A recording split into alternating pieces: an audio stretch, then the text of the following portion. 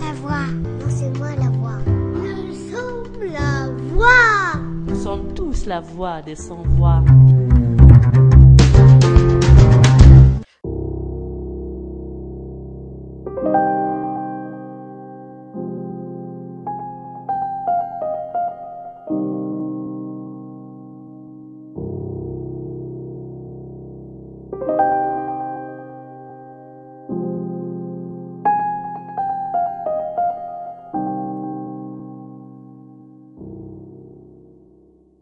Chers auditeurs, auditrices de la radio des Sans-Voix, bienvenue à l'émission Collectif pour la vérité. Chaque jour, les travailleurs humanitaires aident des millions de personnes à travers le monde. La journée mondiale de l'aide humanitaire est l'occasion de rendre hommage à celles et ceux qui font face aux dangers et à l'adversité pour aider les autres. Cette date a été choisie par l'Assemblée générale en référence à l'attentat du 19 août 2003 contre le siège des Nations Unies à Bagdad, en Irak, qui a causé la mort de 22 personnes. Cette année, la journée mondiale de l'aide humanitaire survient alors que le monde lutte contre la Covid-19. En raison de l'actuelle pandémie, les travailleurs humanitaires surmontent des obstacles d'accès sans précédent pour apporter une aide vitale aux personnes en situation de crise humanitaire dans plus de 54 pays. Ce 19 août, nous rendons hommage à ces individus qui font chaque jour preuve de courage et d'altruisme alors qu'ils travaillent dans des circonstances extrêmes. Pour cela, nous avons contacté M. Abdelkarim Zarouki, coordinateur général des relations extérieures de la Fondation Nasr Khir, pour parler de ce sujet.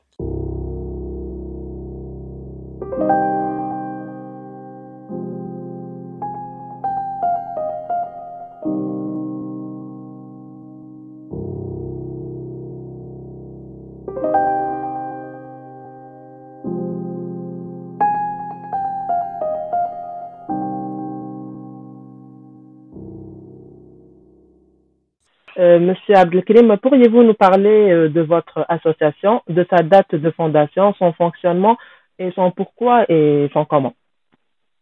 Très bien. Donc, la Fondation Nasr Khir, c'est déjà une fondation.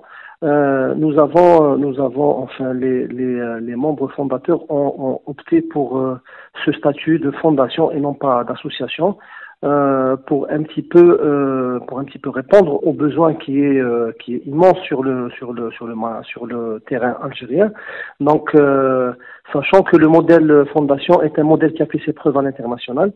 Donc, la Fondation Nasr Khir a commencé déjà sur les réseaux sociaux autant que collectif de jeunes. Donc, elle a commencé en 2010 en répondant à un appel d'une vieille personne qui était à la droite, qui était en détresse. Donc le projet Rahma, donc il a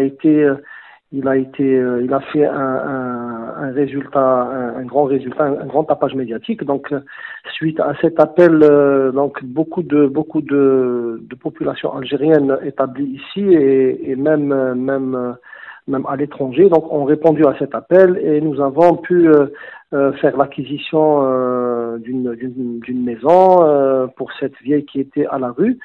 Et depuis, donc, les membres fondateurs de Nasr Khir ont décidé de mettre en place une organisation, une méthodologie pour renouer un petit peu avec le travail caritatif et le travail humanitaire.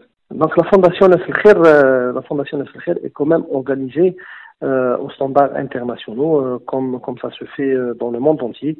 C'est une fondation qui a des représentativités dans les divers wilayas et les diverses communes et même au comité de quartier. Il y a des comités de quartier qui représentent la Fondation Nasr Khir. Nous avons des programmes aussi, des programmes annuels et des programmes aussi en fonction des situations comme cette situation actuelle qui est le Covid. Donc nous avons élaboré un programme spécifique à cette pandémie qui est Nasr Khir Emergency. C'est une cellule de crise qui s'occupe de la gestion et de la sensibilisation pour ce qui est de cette situation exceptionnelle. À ce propos, quelles sont les principales activités que vous avez faites, surtout pendant la crise sanitaire du Covid-19? Justement, au lendemain du déclenchement de la contamination au Covid-19, donc la Fondation Nasr Khair, le staff de la Fondation Nasr Khair a tout de suite réagi. Donc nous avons créé cette cellule de crise qui est Nasr Khair Emergency. Nous avons fait appel parce que vous savez, le fonctionnement de la Fondation Nasr Khair, c'est un fonctionnement triangulaire. Donc nous avons le management qui se fait par la direction générale et les cadres de la Fondation Nasr Khair, et nous avons les partenaires qui sont les opérateurs économiques qui sont là pour financer les projets et les besoins de la Fondation Nasr Khair, et nous avons les autorités publiques qui nous accompagnent et qui nous délivrent les autorisations nécessaires pour mettre en place ces actions. Donc au lendemain de la crise, nous avons mis en place la cellule Nasr Khair Emergency. Nous avons présenté un plan d'action à un opérateur économique qui nous a accompagnés, qui a financé l'acquisition d'équipements pour intervenir dans des conditions difficiles. C'est un équipement aussi de standards internationaux, c'est des tenues hermétiques avec des masques à double filtre et tout ce qui est nécessaire pour intervenir dans des zones contaminées. Nous avons fait appel aussi à des experts pour former nos divers bénévoles et nos cadres pour pouvoir intervenir sans s'exposer au danger, donc intervenir, décontaminer des sites et puis apporter aussi des aides, parce qu'il y avait des personnes âgées, des personnes en difficulté qui étaient complètement isolées au début de la pandémie. Il fallait quand même les assister, il fallait leur présenter aussi,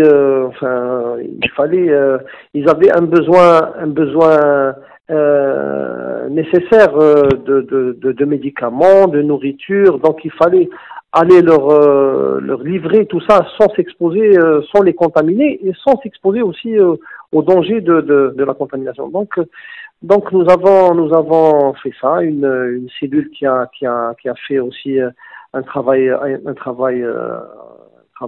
gigantesque chez Ramadan, parce que justement ces familles qui étaient complètement isolées avaient besoin aussi, parce que ils étaient à l'arrêt, tout le monde était à l'arrêt, donc les gens ne travaillaient pas, il fallait livrer aussi des repas pour Ramadan. Alors on a mis en place, habituellement on a le chapiteau géant qui est installé au niveau de Bab el-Oued, où on accueille entre 1000 et 1500 personnes par jour chez Ramadan. Donc cette année on a modifié le concept, on l'a donc les années passées c'était Ajit Ftar, donc venez pour partager le repas de Ramadan avec nous. Donc cette année c'était Njib Ftar, donc on a préféré livrer les repas aux maisons des personnes nécessiteuses dans chaque quartier, dans chaque commune, dans chaque wilaya. Alors tout ça, donc c'est la cellule qui a chapeauté tout ça, c'est l'équipe, c'est les cadres de la cellule Emergency qui ont chapeauté tout ça. Et pour Eid al-Adha aussi, donc on a préféré au lieu de faire comme les années passées, de faire l'acquisition de moutons et puis les mettre à la disposition de familles. Donc cette année on a fait une acquisition de veaux. Donc on a fait un abattage directement dans un abattoir au standard aussi, au standard hygiénique et au standard internationaux.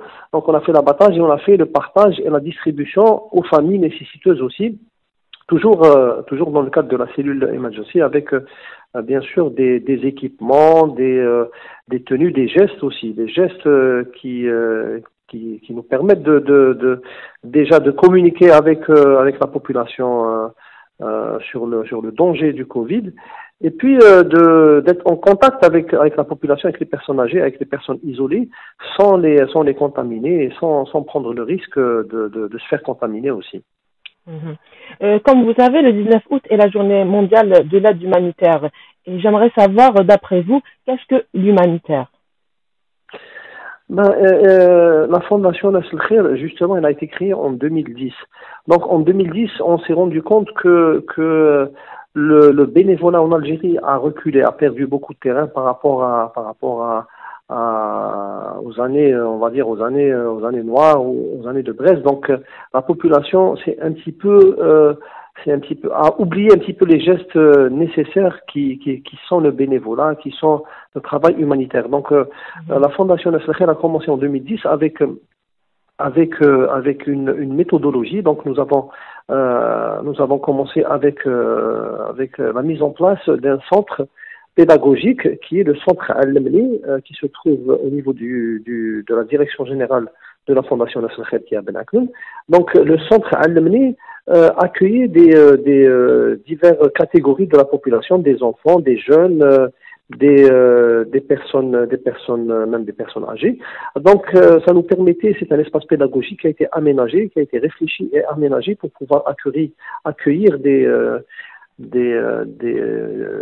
enfants pour les initier un petit peu au travail, ou à la nécessité d'être bénévole et d'apporter son aide aussi pour les personnes les personnes nécessiteuses, les personnes dans le besoin. Donc en 2010, on a commencé un travail de fond. Et maintenant, 10 ans après, on s'est rendu compte qu'on a vraiment traversé beaucoup de chemin. Donc maintenant, on a en place, on s'est rendu compte dans cette crise du Covid qu'on avait quand même, Dieu merci, on avait formé, ça fait 10 ans, des personnes qui avaient 10-15 ans, ça fait 10 ans en arrière. Maintenant, ils ont 20-25 ans, c'est des étudiants. Donc, ils ont tout de suite répondu à l'appel. À chaque fois qu'on a besoin de main-d'œuvre, il suffit de diffuser l'appel sur la page Facebook qui est Nasr el-Khair officielle. Donc, on diffuse l'appel pour un besoin en main-d'œuvre. Et tout de suite, on a ces personnes qui ont été plus ou moins formés dans le centre Al-Lemni. Donc on s'est rendu compte que voilà, on a fait du chemin, on a bien imaginé le scénario. Donc là, c'est des personnes bénévoles bien formées, qui sont disciplinés, parce que le bénévolat c'est pas ou le travail humanitaire aussi, c'est pas quelque chose d'anarchique, donc c'est quelque chose de méthodique, de structuré. Donc on s'est rendu compte que Dieu merci, on a fait tout ce travail, ça fait 10 ans en arrière. Donc maintenant la fondation a cette joie et elle a aussi le mérite d'avoir formé justement des personnes qui sont, il y a même des personnes qui sont au jour d'aujourd'hui, qui sont à la tête de grandes associations aussi, qui se sont formées au centre pédagogique Al-Lemni, et on est fiers de les voir aujourd'hui exceller et puis briller sur le terrain du bénévolat et de l'aide humanitaire. Ils sont là, ils font leurs preuves, et on est que content pour ça. Très bien.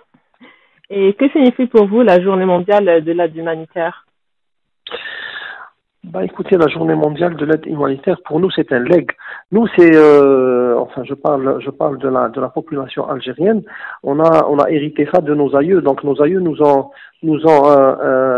plus ou moins inculqué ça. Donc, l'aide humanitaire ou l'entraide entre la population, c'est pas quelque chose de nouveau pour l'Algérien. Donc c'est quand même quelque chose qu'on a hérité dans nos gènes. C'est vrai que au sein de la Fondation Nasr el-Khair, on a mis en place une méthodologie et une organisation qui nous permet d'être plus efficace et plus efficient et d'être plus performant, parce que l'aide humanitaire ou le bénévolat, pour maximiser le résultat, il faut quand même une organisation. Donc la Fondation Nasr el-Khair est venue pour justement mettre en place une méthodologie, des standards, une organisation. Et mais sinon, l'aide humanitaire, c'est quand même une nécessité. C'est quand même nos ancêtres et nos parents ont toujours eu ces gestes réflexes. Oui, et à propos de cela, d'après vous, est-ce que l'énergie et la bonne volonté suffisent pour s'engager dans un travail humanitaire? l'énergie et la bonne volonté est nécessaire. Tout à fait, je suis d'accord. C'est le combustible. C'est suffisant, oui, avec une bonne organisation, avec une bonne méthodologie, parce que maintenant il faudrait tracer des objectifs et puis le but c'est pas de se défouler sur le terrain sans un résultat maximum. Donc maintenant, c'est vrai que la professionnalisation de la société civile nous exige ces standards et cette méthodologie. C'est vrai que nous sommes parfois animés par l'envie d'apporter son aide, mais si on connaît pas la meilleure méthode, la meilleure démarche, donc on risque de s'essouffler ou de s'épuiser sans un résultat vraiment un résultat attendu. Donc c'est la bonne exploitation de cette énergie et de cette volonté, voilà, c'est ça. Oui, tout à fait, elle est nécessaire. Très bien. Et à votre avis, l'aide humanitaire est-elle efficace? Est-ce que ça aide bien sûr. Bien sûr.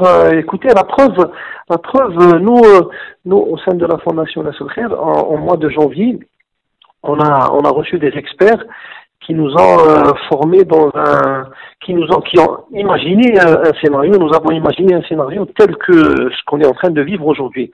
Donc, en janvier 2020, on a reçu des experts, on a fait des formations théoriques et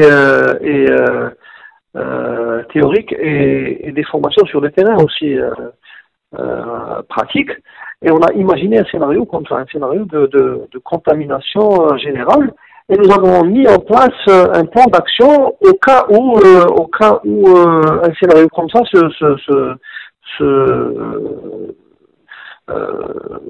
un scénario comme ça se fasse sur le terrain. Donc, Dieu merci, on a tout de suite, c'est ce qui nous a permis de réagir au quart de tour. Au lendemain de l'annonce par les autorités de la fermeture de l'espace aérien, nous avons tout de suite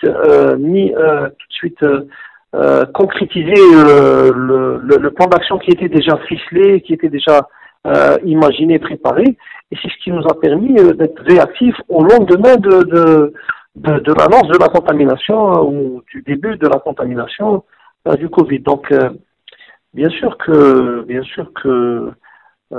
l'aide humanitaire il est nécessaire, et puis le but, c'est d'être préparé à tout ça. Des scénarios comme ça, il faut tout le temps être préparé à tout ça. Et c'est ce qui fait la différence entre des bénévoles ou des personnes qui activent comme ça de manière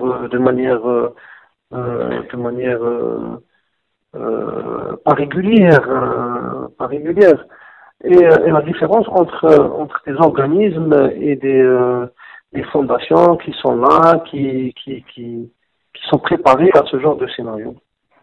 Vous m'avez dit auparavant que l'aide humanitaire est très nécessaire aujourd'hui. Pourriez-vous nous dire pourquoi l'aide humanitaire est si nécessaire aujourd'hui? Écoutez, dans des situations comme ça difficiles, nous avons compris que l'État ne pouvait pas être partout et ne pouvait pas aussi répondre à tous les besoins. L'État aussi, elle a, on va dire, elle a des zones d'action, mais il y a aussi des zones qui sont plus ou moins retirées, lointaines, des zones difficiles à accéder. C'est là où la population, ou c'est là où la société civile doit quand même accentuer ses actions. Donc nous sommes là pour être complémentaires avec les autorités publiques. Nous sommes là pour apporter notre contribution dans des moments difficiles. Et c'est vrai que la citoyenneté, c'est ça. La citoyenneté, c'est aussi donner quand il faut, donc apporter son aide. Et on a compris ça à travers les divers. L'année passée, on a eu l'expérience d'intervenir dans un environnement très hostile et très compliqué à Janet. Donc il y a eu les intempéries de Janet. Et c'est vrai que nous aussi on était préparés à tout ça. Donc on a tout de suite pris l'avion et pris tous les outils nécessaires et on a intervenu pour plus ou moins assister la population à Janet. C'est vrai qu'il a fallu un petit peu de temps pour que les divers structures étatiques se mettent en place. Et nous, heureusement qu'on était là, on a quand même anticipé un petit peu la chose. C'est le but aussi de la société civile, c'est le but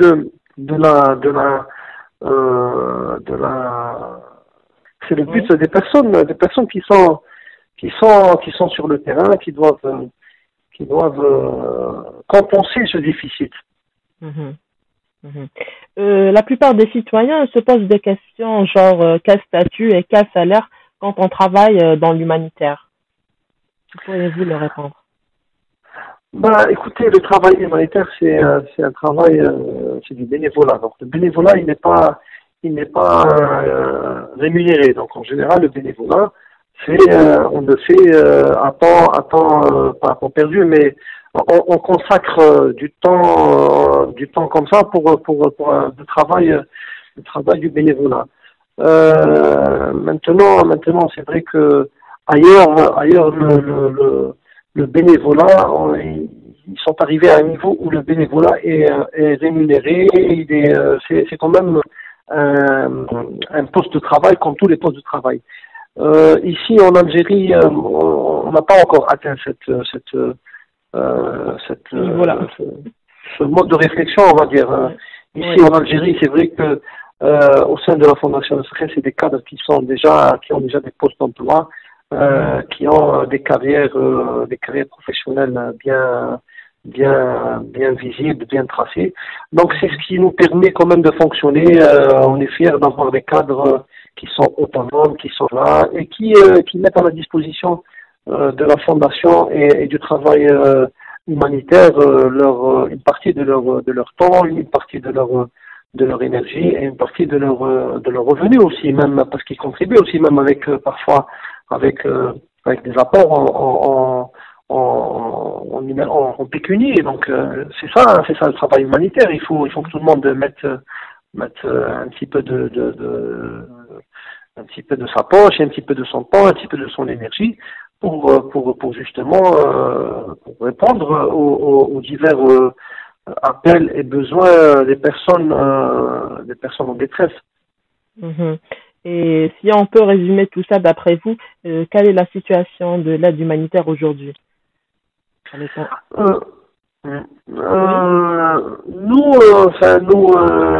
la Fondation Nasreen, on fait beaucoup de reporting, on fait beaucoup de bilans, donc on essaye d'avoir un maximum d'informations qui nous permet d'imaginer le plan d'action des années suivantes. Donc on travaille sur le terrain et on collecte des informations pour pouvoir préparer les plans d'action des années prochaines. On voit qu'il y a de l'évolution pour ce qui est du travail humanitaire. C'est vrai que c'est un grand chantier, mais il y a de l'évolution. Je pourrais vous dire que déjà beaucoup de personnes qui ont été formées ou qui ont participé aux diverses activités de la Fondation Nasreen ont eu le courage de créer leur propre association. Ils sont là, ils travaillent.